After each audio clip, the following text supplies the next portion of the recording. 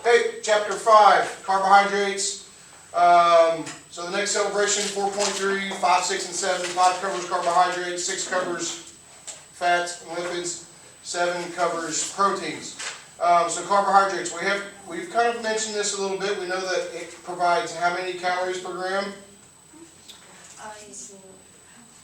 4. Yes, 4. Okay. Very good. There are 2 kinds of carbohydrates. We will identify those today. Okay. How plants make them very quickly. We'll discuss that. And then the roles that the carbohydrates have in the body. That's this section. We'll get into more depth with each of the 2 types of carbohydrates. We'll talk about that. But before we get to that, where does digestion start? In your mouth. What's the enzyme that is found in our mouth that helps starts breaking down starches? It's in saliva. Somebody said it. Salivary amylase. Okay, very good. It passes the epiglottis, moves through the esophagus, past the lower esophageal sphincter into the stomach, where it meets an enzyme to help break down fats. Like this. Okay, LL, I don't need you to know the first one. Lipase is the one that I'm looking for, okay? Lipase, lipids, lipase, fats, lipids are fats. And then there's also another one that helps break down proteins. Pepsin, yes. Then the pyloric sphincter at the bottom of the stomach into the next section of our intestines, which is, or the first section of our intestines, which is called what? The small, and it has how many compartments? 2. No. 4. And I feel like I need to start doing a jig. What was the question? How many compartments are in the small intestines? How many is broken into how many sections? 3. 3. Okay. What are those? Duodenum and the ILE. Duodenum, jejunum, and ileum. Yes. And then it passes another sphincter that I'm not really that concerned with you guys knowing, into the large intestines, and then out of our body. So, for me, I'm Dork. This is kind of why, I was in food for a long time, restaurants, chef, things like that. I catch myself watching Gordon Ramsay has a new TV series out called Next Level Chef. Have any of you ever seen that? He's so angry. He's calmed down a little bit. It's not the Hell's Kitchen kind of stuff anymore, but he's still. They had him on National Geographic. It's a reality TV show. It has to be dramatic. I mean, they've got. He's too dramatic. Pretty sure. I was sitting there last night and I was like, how cool would that be if I did something like that? Because anyway, when you're bored, excited, in a good mood, or when you reach something sweet to eat, you imagine celebrating birthdays, weddings, and holidays with cakes, cookies, and candies, right? What happens if you didn't have them? Go home. Nobody's going to show up unless you have cake and cookies. We do enjoy eating sweets, and much like we talked about the sweet tooth, and I mentioned Wednesday in our gut when we were talking about the digestive system that there is specific bacteria that lives in our gut that can drive some of the foods that we crave, and Candidus, you're not going to be tested over that, but Candidus is the one that we associate with sweet cravings, so there may be a higher balance, and it changes, depending on what we eat. But why do we prefer those sweet foods? Sometimes they're irresistible, but we know that when they're sweet, that sugar is a clue that it contains carbohydrates. Okay? Sugar, the sweetness identifies that is a carbohydrate, or it has carbohydrates. It is one of the 6 classes of nutrients, and it does provide energy for cells. Without a supply of energy, cells cannot function and they die, which means what would happen to us? We would Die. Yes. Yes. We would no longer be able to function. So are carbohydrates important? Okay, so I have a question about the whole carbohydrates and sugar. So we intake it, and if, I think I lost my brain. So it says it's energy. So how much energy out of the carbohydrates does a cell use? I mean, is it, or does it just Uses We it don't- as if it, we don't use uses it, say it if as we don't it go needs run a it. If marathon, it doesn't need it, the body will store it as fat. It's fat, okay. Yep. Good Sorry. question. Yeah. No, that's that. No, good question. So Amanda asked what happens with the carbohydrates when we get into our body, right? And our body doesn't eat it. If the body doesn't use it right then, it will store it for later use. Okay. Okay. I assumed that's what it was, but I just wanted Yep. to confirm. Now we can have high sugar running through our bloodstreams because we don't have enough insulin for our cells to use it, right? That happens. That's called diabetes. When we have high blood sugars. The carbohydrates are generally grouped into two groups. I just want you to know the first one is the simple carbohydrates. It includes glucose. That's what we measure in our body is our blood sugars, our blood glucose.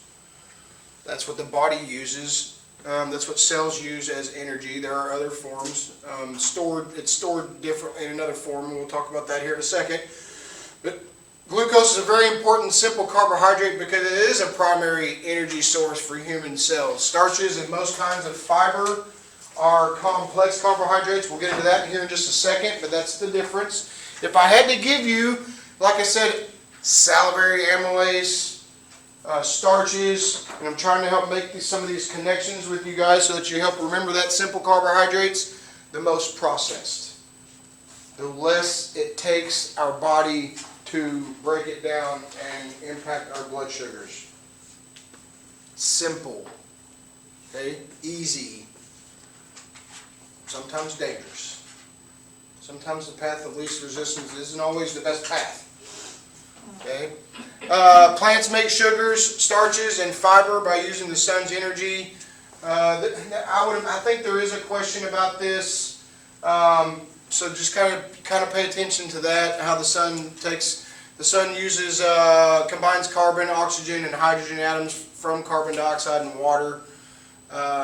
Some of this energy from the sun is stored in the bonds of those, which is that's where the glucose comes from. Human cells can break down some of those bonds, releasing the energy. It can be stored in our muscles, and it's also stored in our liver. I will talk about that here in just a second. This I thought was pretty good. On average, in 2018, Americans consumed added calories, not what's in our food, added to it. On average, consumed about 73 pounds in a year. That's 6 pounds a month of added sugar. It's kind of crazy. My brother and his family, they go through a lot of sugar. But they make sweet tea like 3 times a day, and each one of them is 2 cups of sugar.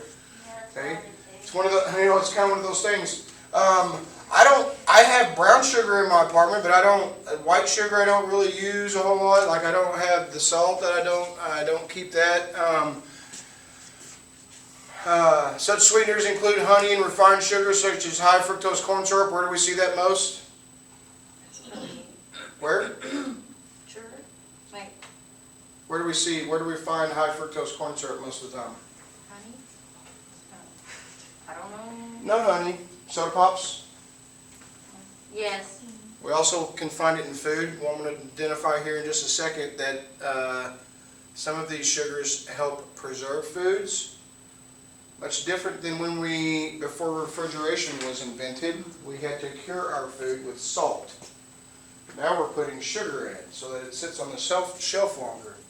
I'm going to revisit that here in just a second. But, to kind of answer Amanda's question, although people need some glucose for energy, consuming too many calories from carbohydrates or our body not processing it, the book does not discuss that, but if our body's not processing it very well either, it can lead to extra body fat. Okay? So that's what happens. So let's talk about these simple carbohydrates. Simple sugars. Know that it's a monosaccharide. We won't really I won't use that term when we talk about sugars, but I want you to know that it is one sugar. Okay, it is the simplest type of sugar. It is the easiest to break down. We can find that in milk. What's the milk sugar called? Lactose? Lactose. Lactose? Lactose-free? Anybody lactose-free in here? Nobody? That's why nobody would answer that question. There's also sugar in our blood. Kind of talk about that. Blood sugars, blood glucose. Okay. Genetic material in cells. Monosaccharide is the basic unit of carbohydrates. Disaccharide just means two. Means there's two sugars. Okay. By combining monosaccharides, plants and animals can form complex carbohydrates. So the first one, monosaccharide. The three most important dietary monosaccharides. If I remember right, the question is probably naming or identifying which one is a monosaccharide. Okay, so glucose, fructose, and galactose are the three options. Here's the chemical. Here's that not an equation, but a chemical diagram, if you will, of what those look like. We'll not test you over those. It's not what this class is about. Anytime you see an OSE, glucose, fructose, sucrose, those are sugars commonly found in foods. Okay, OSE is a sugar. You see that on the end of a word, and most of the time it's going to be a sugar unless somebody's trying to make up a word that's not real. Fruits and vegetables, especially berries, grapes, corn, carrots, and other food sources are good food sources of glucose. Okay. The easiest form of energy for a body to use. Glucose is the most important in human body because it is the primary fuel of muscles and cells for the body. To maintain those, glucose, to help maintain those, we need to monitor the kinds of carbohydrates we put in our body, how much carbohydrates we put in our body. The glucose is also called dextrose. For you future nurses or current healthcare workers or future healthcare workers, you're going to see that a lot. Dextrose, especially in acute care settings, they use that. Majority of the time, I think pretty much anybody that goes into the ICU gets that, just because it's a very stressful situation for the body. When the body's in stress, glucose, blood sugars are all over the place, and so they use this to help control those things, especially when they're not eating well. To help provide them some type of source of energy. Fructose, naturally found in fruit, honey, and a few vegetables, particularly cabbage, green beans, and asparagus. How many of you like to eat cabbage? I do too. For those of you that do not, why not? Texture. Okay, so you don't eat it raw or you don't like it anyway. Period. Okay. So that's different. How many of you knew, because of the fructose in cabbage, how many of you ever tried roasting cabbage? It's sweet. It's not the bitter when you eat it, not bitter, but it has more of a bitter flavor when you eat it raw. But if you roast it, it will caramelize on the outside of it, or especially on the pan where it gets hot, and it's because of the natural sugars that you find in it. Very good. Because fructose tastes much better, much sweeter than glucose, it is easily made from, that doesn't make any sense, because it tastes better, it's made from corn easier. Come on. But anyway, that's where a lot of the high fructose corn syrup comes from. It is an additive, okay, to satisfy Americans' demand for regular soft drinks, candies, and baked goods. Shame on you, because I did not demand that. I don't know who else did. I want to have a conversation with them. But it's still a choice, okay?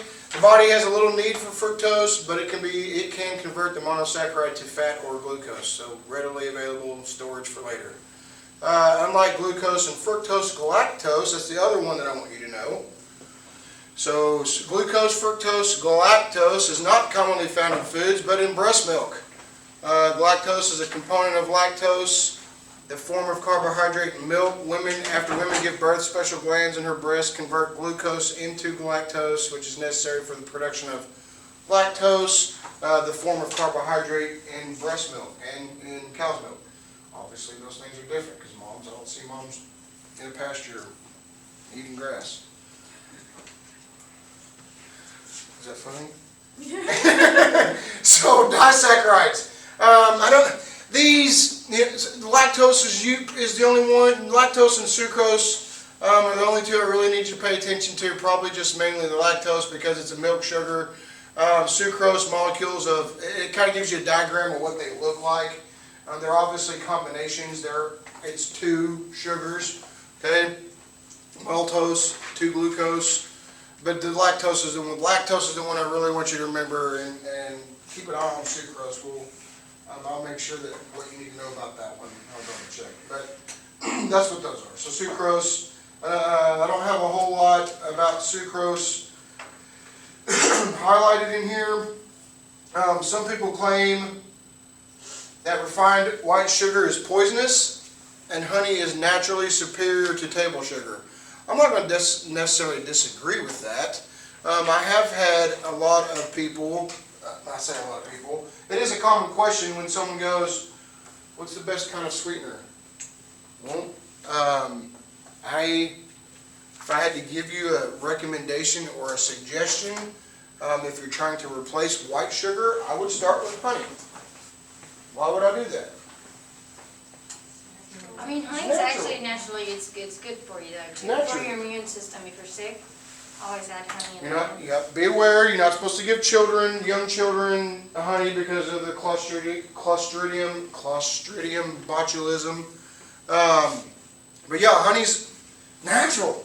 We can literally go harvest it off of a honeycomb in the middle of a whatever beehive or whatnot, and eat it. And, then the only other process that I'm aware of that happens is pasteurization. I'm gonna challenge that here in just a second. But they do pasteurize the honey, but you can get.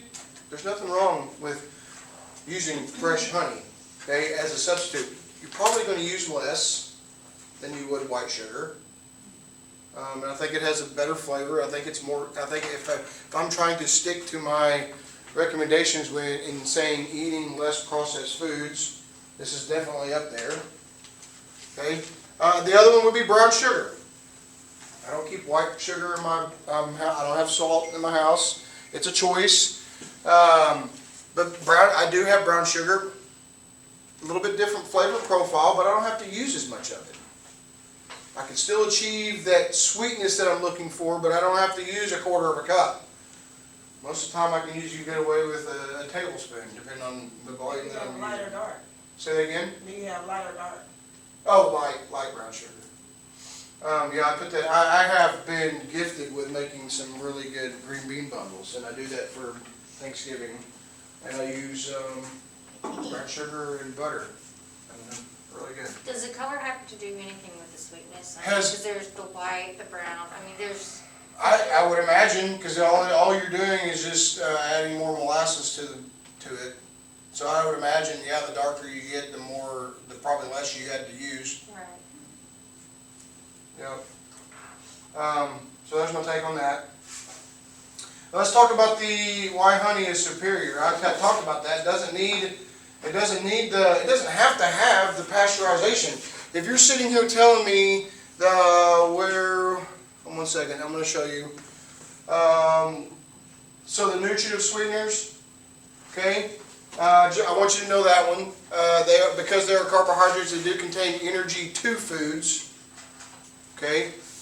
The high fructose corn syrup, they use that in the processing because sugar also serves as a preservative by inhibiting growth of molds and bacteria. So if that's the case, we know that honey is pure sugar. Why are we pasteurizing it if we're already using it to preserve foods?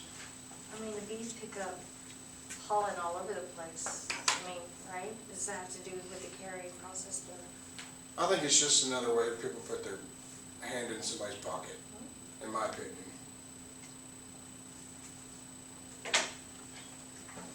Or an opportunity to add something that wasn't there before. I've seen that. So looking at what kind of that was? Looking at these, have fun with that at home. Sugars, here's a good list right here. Sugars and other nutritive sweeteners. How many of you ever used agave syrup? I have. Not a big fan of it, and not because it's not good. It's just for the price and the volume that you get. I feel like you have to use a lot more of it because it's so fluid. It's very thin. It's not like your honey or your molasses. You know, they have, I don't know if you know this, but they measure those sweeteners, syrups, and things like that by pouring them on a board, an inclined board, and measuring how fast it takes them to move down that board. So that's one of the, I guess, characteristics they use to grade these things. But it's very loose. Good option. Brown sugar, coconut sugar. We know coconut's naturally sweet on its own. Remember when I said OSE was a sugar? What are these down here? Xylitol, mannitol, sorbitol. They're starting to put that in our foods. What are those? They are sugars. Sweetener? They are. They're alcohol sugars. Alcohol sugar. Yeah. Ferment. Alcohol sugars, right. So they're starting to use that they're starting to put those things in our food because our body, it's still an empty calorie, if you will. Provides less calories than the carbohydrate does. The alcohol sugars provide 2 calories per gram. Not a big deal, but it can be, I guess if you're trying to reduce the amount of sugars in those foods, then they use that. This kind of gives you an idea. So a chocolate milkshake, and again, I never said that you couldn't have anything, right? I think a chocolate milkshake is good for you if you want it. But at 16 ounces, you're going to get 14 teaspoons added sugar. 14 teaspoons of added sugar, which is equivalent to about 4 tablespoons or a quarter of a cup. So imagine a milkshake and then taking about a quarter cup of sugar. So I'm filling up with the palm of my hand pretty good and dumping that in there. That's what it looks like. Which is better for you? Gatorade or Mountain Dew? Why? Because athletes use it? Electrolytes? It does have, if you're going to answer my question, I would say yes. I would think Gatorade is a better choice because of the electrolytes and other things that's in there. But it has more sugar than Mountain Dew does. That's sad. How many people do you know of that choose Gatorade because they think it's a better option? Because athletes use it? I mean, I would rather give my kid that as opposed to definitely a Mountain Dew. Soft. I would never. No, right? No. We don't like. I mean, Sprite's about the only Sprite and root beer. The oldest drinks sweet tea or Sprite, and then outside of that, it's water. But Gatorade, and we did. You know, the oldest. They're both athlete sports. I mean, he's 10. I don't know if you call it an athlete, kid. You know, a 10-year-old an athlete, but. There are certain spots where the Gatorade is a much better choice, and it's when you're active, not as a replacement of a soda pop. You know, I would just rather, I mean, if you want a soda, just drink a soda. Just be mindful of how many you have. That's my point. So here it talks about the sugar alcohols, sorbitol, xylitol, and mannitol. They do not promote tooth decay. That's probably their angle for putting this stuff. In foods. Okay, I do non-nutritive sweeteners. I want you to know that term, non-nutritive sweeteners. Okay, some people try to control their caloric intake by reducing their consumption of foods and beverages sweetened with nutritive sweeteners, such as sugar. Non-nutritive sweeteners, artificial sweeteners, providing few calories or no calories at all. Where do we see these most? Sweet and low. Sweet and low? Yep. What is there a specific population of people that might choose these? People that's on Diabetes? Okay, you think sugar-free, diabetic? Okay, be careful. They're not calorie-free. Remember we talked about what are the 3 things that make food taste good? What are they? Nobody doesn't talk about that? Okay, sugar's one. Okay, we're talking about that. Salt is another. What's the last one? Fat. Salt, fat, and sugar. So if I'm removing the sugar, most of the time it's not salt that they replace it with. It's fat. We know that fat provides twice the amount of calories per gram than carbs and proteins, correct? Here's the kicker. If I'm diabetic I'm thinking that this is a good choice because it's sugar-free, so it won't impact my blood sugars. Problem is, when your gas light comes on in your car, you pull over and you put fuel in it, right? Here, I'm hungry. Okay, my blood sugars are low, my gas light's on. If it's not providing carbohydrates, which our body uses for energy, it's not going to raise my blood sugars. It's no different than you pumping gas into your vehicle and it falling onto the ground. It's not satisfying, so you continue to eat because you're still hungry, because you're not getting any energy from it. They're not calorie free. Chances are they have twice as much calories in them, just no sugar. If you're going to use these things, my suggestion is use them after you've met your carb limit.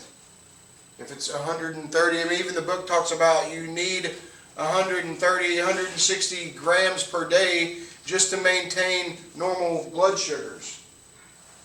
Okay, if I'm in a keto diet, is that good for me? Not having any carbohydrates?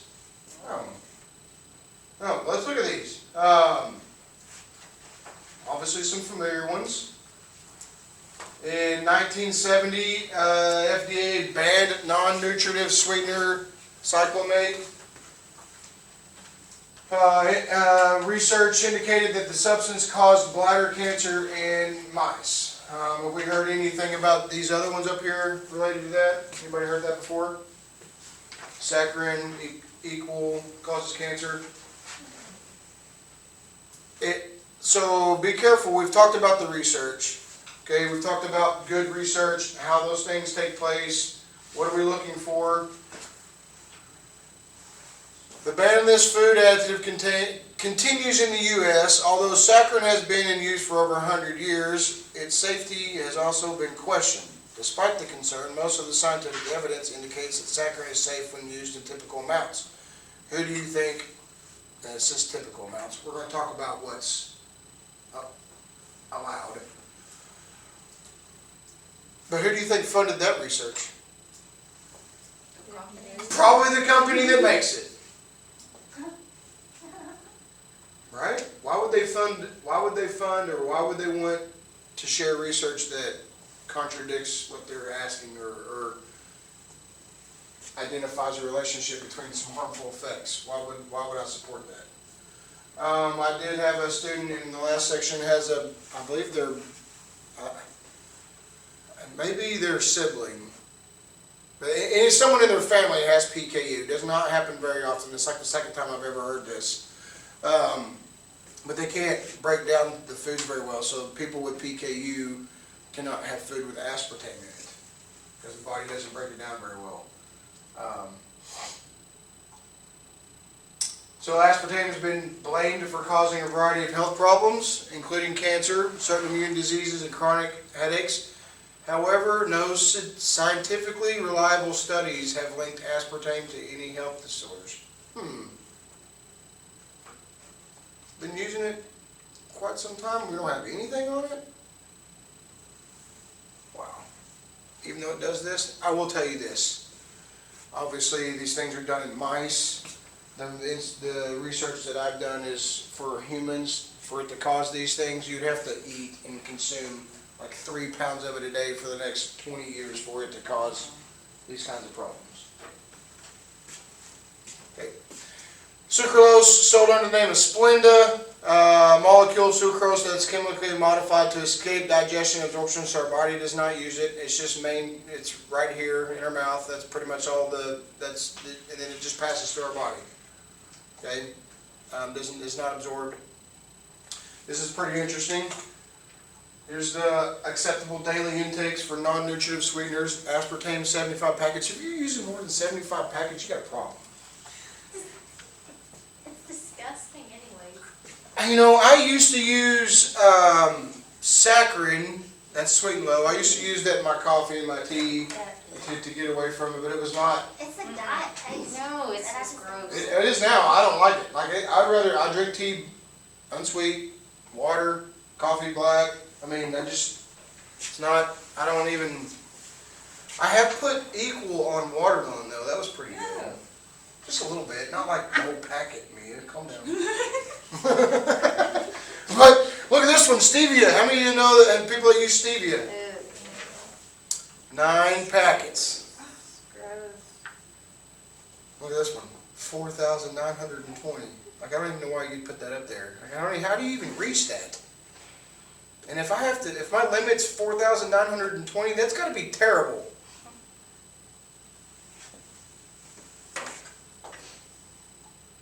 There's jackfruit. We talked about that earlier. And I think that'd be interesting. I was thinking about how I could, like, do some demonstrations in here just so that's fun. We're not gonna get the full point forward anyway. Anyway, so simple carbohydrates. Easily for our body to process, impacts our blood sugars, processed foods. On the other spectrum of that, complex carbohydrates. Okay, those are the polysaccharides. If I had to make a connection, it'd probably which one is a polysaccharide? Complex carbohydrates. Composed of monosaccharides bonded together. Much more difficult to break down. Coming from stems and leaves. Okay, starch and glycogen are polysaccharides. Starches, we get those from potatoes. Plants store glucose as starch, primarily in the form of amylopectin. In their seeds, roots, and fleshy underground stems called tubers. What are tubers? Give me an example of a tuber. A root vegetable. Potato. Onion. Carrots. Book says jicama. How many of you ever used jicama before? I have. So if I can give you an example. So a white potato, pretty easy to cut up. Sweet potato, a little bit tougher. A jicama, grab a jackhammer. Okay, it's super dense. It's like trying to crack open a rock, but it's good. It takes a little bit longer to break down. It's it's a more dense, a much denser root vegetable. Okay. How many know where yams come from? The ground. Where? The ground, she said. Okay, what vegetable? It's not, okay, you don't plant yams. What'd you say? Sweet potatoes. Yeah, sweet potatoes, thank you. I actually broke up with a girl one time because she thought they came from carrots. That's a true story. I'm not joking, it's a true story. But rich food such as rich food sources of starch include bread, cereal products, wheat, rice, barley, oats, vegetables such as corn, squash, beans, and peas, tubers. Have starch, have glycogen in them. Okay, our body will store this one too, in our liver. Discuss that here in just a second. Sports drinks, energy bars are modified starches.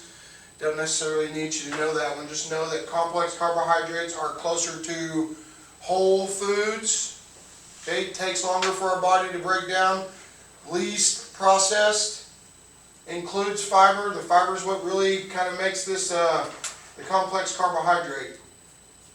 The human body stores limited amounts of glucose as glycogen in our muscles and in our liver. Muscles, we store it for readily available. Sprinting, okay, trying to get away from somebody chasing you, maybe it's a bear, I don't know. But it's for immediate use, for immediate muscle contraction. If we need it for long-term use, our body will store it in our liver, or much like how many of you know someone that chooses not to eat to help control their blood sugars? Not many. Not many. They shouldn't. They should not. Because they crave sweets. Wait, what do you... Never mind. They shouldn't exclude carbohydrates. And what happens is because our liver stores the glycogen, when our blood sugar dips, our liver will release the glycogen into our bloodstream. Unfortunately, there's not a regulation on that. So if we're relying on our liver to manage our blood sugars, they will be high. Because there's no regulation. It doesn't say, okay, close that floodgate, no more glycogen to the bloodstream, but that's what the liver does when we're not eating enough carbs. Our liver will do that, and oftentimes that's where high blood sugars come from.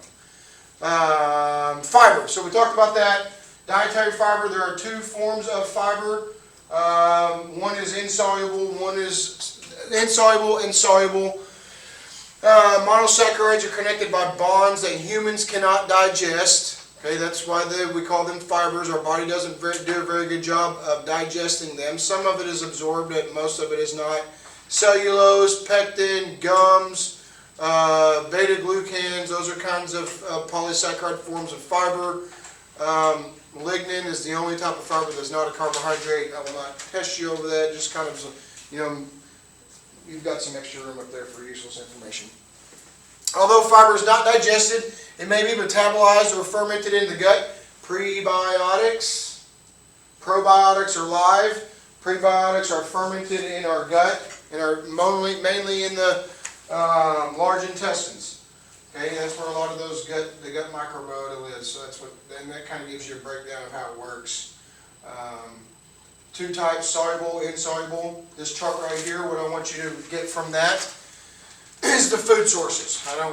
Physiological effects, I mean, yes. So insoluble increases fecal bulk and speeds up our bowel movements. Okay, acts like a broom, cleans out our intestines. All plants, wheat, rye, brown rice, vegetables, whole grains, wheat bran. Soluble, delays stomach emptying. Remember we talked about fats and proteins doing that also. When we eat carbohydrates, we want fiber, we want fats, we want proteins with those carbohydrates so that it slows down digestion, keeps us fuller longer, so we don't eat as often, reducing caloric intake, fat intake. Although fiber is not digested by humans, soluble and insoluble fiber provide important health benefits. Lowers cholesterol, easier bowel movements. Okay, good source of list right here: dietary fiber and common foods. I think that's good to know. All right, 5.4. We're getting there. 5.4. What happens to carbohydrates in the body? This is a very short, quick section. I don't have a whole lot in here other than just kind of, we know that starches start breaking down where? In the mouth by what enzyme? Salivary amylase. Okay, the number one right here says it. Okay, good job on that. Book talks about it a little bit. The book mentions the pancreatic amylase. I don't have that highlighted, but it is in the small intestines that amylase is secreted by the pancreas. Pancreatic amylase breaks down remaining polysaccharides, complex carbohydrates, in oats, starches into maltose. The only term that it's not highlighted, but if I'm just trying to think out loud, maltase is the enzyme that breaks down maltose. Okay, sucrase breaks down sucrose. The one I want you to remember, lactase, breaks down lactose. Okay, where do we get lactose from? Milk. Glycogen. What kind of milk? Breast milk. And cow's milk, maybe. Yes. Maintaining those blood glucose levels. So we know that insulin is created by the pancreas. It is the key that allows glucose to enter our cells so that we can use that. Okay, but we're trying to maintain those blood sugars. We talk about there's more fat in the foods, the sugar-free foods. Okay, so if I'm not, sugar-free items has the sweeteners in them, the sugar substitutes, so they put more fat in there. Okay, so trying to maintain those blood glucose levels, this kind of gives you an idea of how this works. A fasting blood glucose, that means you're not eating or drinking anything for approximately 8 to 12 hours, 8 to 10 hours. I think the key is 8. 70 to 100. Okay, after you eat, your blood sugar should rise. If you're eating sugar-free items or no carbohydrates, that will not happen. You will keep eating. Well, maybe. I mean, obviously you're going to reach a feeling of fullness, but it's not going to raise your blood sugars like you want it to. Okay, good little diagram here. Remember that glycogen is stored in our muscles and in our liver. I don't necessarily need you to know the glycogenolysis or the lipolysis. Those are a little bit above kind of what this class is about really. What I really want you to know, cells need, and this will be the last part of today, we're in a good spot. Cells need a small amount of glucose to metabolize fat for energy. So when a person is fasting, starving, or following a very low carbohydrate, high protein diet, Atkins, ketogenic, okay, his or her cells must use greater than normal amounts of fat for energy. We know that this is pretty popular. We've talked about it already. Some people have family members that are doing this. Under these conditions, there is not enough glucose available for cells to metabolize the fat efficiently. And then cells form ketone bodies. You'll find these in your urine. Ketone bodies are chemicals that result from incomplete breakdown of fat. Let me read back. Okay, so ketones are made when fats are not broken down very well because I don't have enough energy. I don't have enough carbohydrates. So we know that these things work because it's forcing your body to go into your fat cells and use those. Well, it's identifying the fact that if I just ate a little bit more carbs, I could improve the efficiency of how it uses the fat. You guys see that? Why aren't we doing it? Well, not saying that, obviously at this point, ketone bodies, chemicals that result from incomplete breakdown of fat, we can make that better. Kind of just talked about it. Your muscles and your brain cells use the ketone bodies for energy. Okay, got to do something with it. But what's not being used, okay, a condition commonly called ketosis occurs when these compounds accumulate in the blood.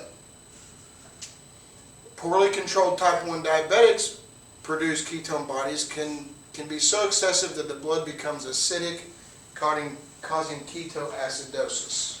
Which is the fruity breath, right? Fruity breath, yes, fruity breath. The breath will smell fruity. Oh, I learned how to know. Okay? It is deadly. Is it really? I feel like if you take the keto diet, do you feel like crap? Like you have to. Oh, never, look at me, I've never done that. But well, from what we're just told, do you think you would have low energy? A girl I work with, she crashes, like, not like falls over, but like she'll have her highs after she eats, and then after she just, she feels like she's starving. Jesus, that's torture to your body. And she's been on it for like 3 years straight. That's awful. Okay, it says type 1. I don't want you to be like, oh, I don't have type 1, I don't have anything to worry about. You have something to worry about. Yeah. So, how can I improve this? Eat a little bit of carbohydrates. One, it improves the efficiency of how our body uses the fat, so there's a good chance that I might even end up losing more weight the right way, the safe way, by eating the right amount of carbohydrates, or even just a little bit more than none. Some McDonald's french fries. That's a good carbohydrate.